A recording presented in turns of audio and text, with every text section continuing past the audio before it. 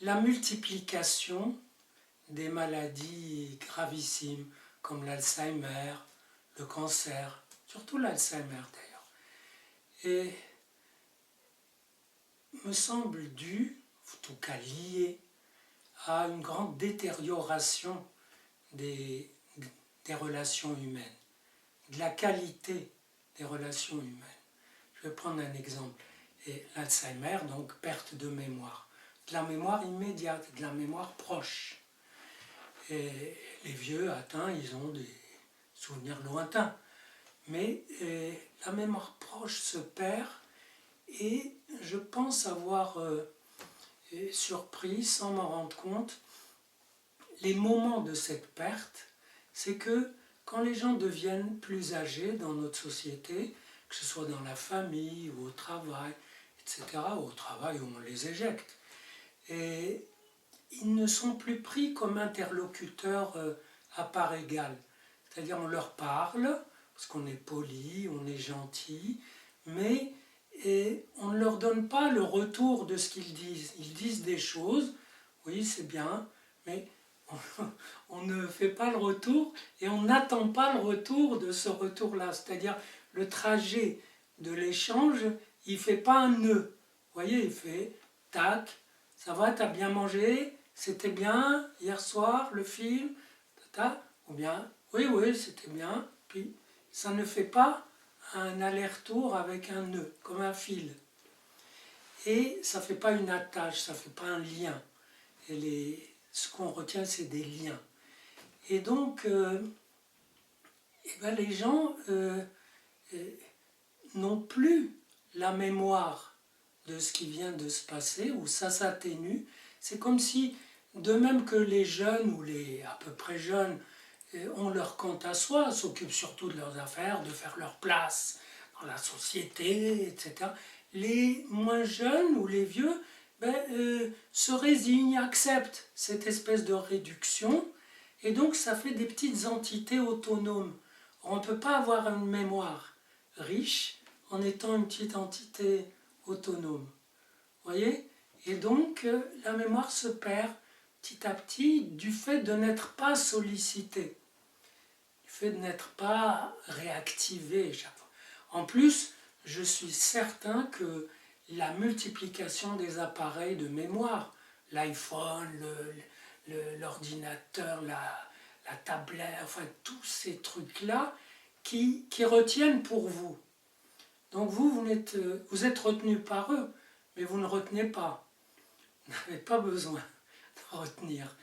Et donc, vous vous occupez surtout à tenir un peu debout, mais pas à retenir toutes sortes de possibilités. La mémoire, c'est une fréquentation, c'est une danse avec les possibilités.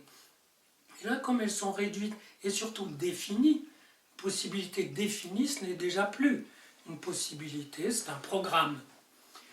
Et donc, ça fait cette espèce de réduction à soi, et comme les gens gardent quand même une certaine énergie en eux, l'énergie de vie, elle ne s'atténue pas, elle ne s'étouffe pas comme ça, si facilement, je pense que ça doit carburer à l'intérieur, et c'est propice à d'autres maladies, d'autres flambées de vie un peu cancéreuses ou autres, c'est-à-dire des trucs... le cancer, c'est une espèce de déchaînement de vie, sans limite, hein, des cellules qui, qui foncent, quoi. Et donc, il y a peut-être à se questionner, alors on peut dire prévention, je sais pas, on peut toujours leur faire des exercices, d'échange, de mémoire, mais c'est de la prévention, c'est de la prophylaxie, ça ne met pas vraiment en question la texture des relations et la pression sur ces relations qui fait que si quelqu'un n'a plus sa place ou la place qu'il avait, il est out. J'entendais tout à l'heure quelqu'un qui me disait voilà, j'ai arrêté ma boîte, j'étais très fort dans mon domaine, je ne trouve plus du travail, alors qu'on me disait mais avec tout ce que tu as fait, tu vas être demandé partout. Et je lui dis, surtout, garde-toi bien de dire qu'on ne te donne pas du travail, parce qu'on ne t'en donnera pas. Et garde-toi bien de dire qu'on te met sur la touche, parce qu'on te mettra sur la touche. C'est-à-dire, la plupart des gens réagissent par signaux. Vous voyez, vous donnez un signal de détresse, donc vous êtes en détresse, donc on se débarrasse de vous. Parce qu'on ne veut pas s'encombrer de gens en détresse. D'ailleurs, chacun a déjà sa détresse, etc. Donc, vous voyez, il y a une espèce d'égoïsme, d'égotisme, au pire sens, pas au sens moral.